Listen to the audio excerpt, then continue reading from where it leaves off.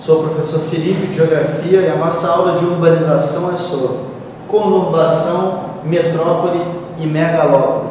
Como é que a gente vai diferenciar esses três conceitos tão importantes da geografia urbana?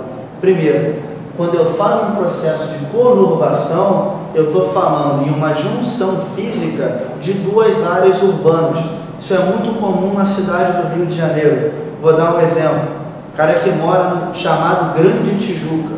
É difícil, em alguns pontos da Grande Tijuca, você definir o que é Maracanã, o que é Tijuca, o que é Vila Isabel, o que é Grajaú, o que é Andaraí. Por quê? O espaço físico desses bairros já foi unido por um processo de conurbação. Quando você não sabe, às vezes, onde começa uma cidade e onde termina outra. Por exemplo, será que aqui é Niterói ou é São Gonçalo? Eu estou falando de uma conurbação. Eu não consigo olhar, por exemplo, um satélite e dizer aonde está começando e onde está terminando a mancha urbana de uma cidade ou a mancha urbana de um bairro. Então, essa junção física de duas áreas ou mais áreas urbanas, eu chamo de conurbação. Quando esse processo de conurbação vai se ampliando para fora da cidade, eu vou aumentando toda essa mancha urbana. Eu tenho um determinado ponto dessa mancha urbana que exerce uma centralidade.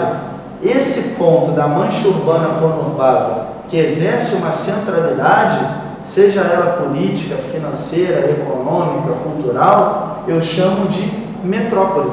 Se eu falo do Rio de Janeiro, é a região metropolitana do estado do Rio de Janeiro. Qual é o ponto, qual é a metrópole dessa região metropolitana? A cidade do Rio de Janeiro. Onde é que fica a ALERJ, a Assembleia dos Deputados Estaduais?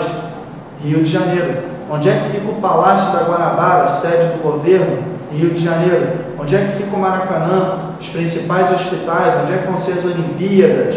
Onde é que vai se dar a Copa do Mundo no estado do Rio de Janeiro? Tudo isso fica no Rio de Janeiro. Então, dentro dessa mancha urbana conurbada, o município, a cidade do Rio de Janeiro, se configura como uma metrópole pela centralidade que ela tem em relação às outras cidades. Ela atrai fluxos de trabalhadores diariamente, fluxos de capitais que convergem para o Rio de Janeiro. Às vezes você quer estudar numa universidade, você passou no vestibular, mora em Cachoeira de Macacu e precisa ir para o UFRJ. A UFRJ está no Rio de Janeiro, está na metrópole. Então você tem uma centralidade, inclusive no aspecto tecnológico, educacional. Você precisa sair do seu município e ir até o UFRJ. Gente que às vezes sai de outras áreas do Brasil e vem estudar na UF, em Niterói, na UERJ, porque a metrópole do Rio de Janeiro ela tem uma interferência numa escala nacional. São Paulo não preciso nem comentar. Então a metrópole está ligada a isso, a essa centralidade que ela exerce. Quando eu tenho um processo de conurbação entre duas metrópoles, dois pontos centrais do espaço, eu tenho a formação de uma megalópole. Exemplos de megalópolis, ou seja, conurbação, a junção física de duas metrópoles.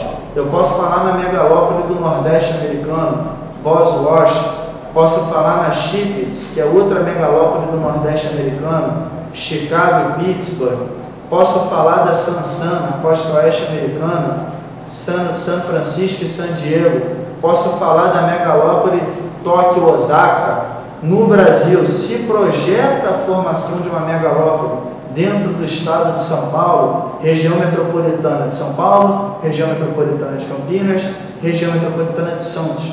Ou seja, a conurbação de duas metrópoles, pontos do espaço de elevada centralidade. Quando eles se unem, eu tenho a formação de uma megalópole, ou seja, uma metrópole gigante. Galera, a gente fica por aqui. Até a próxima.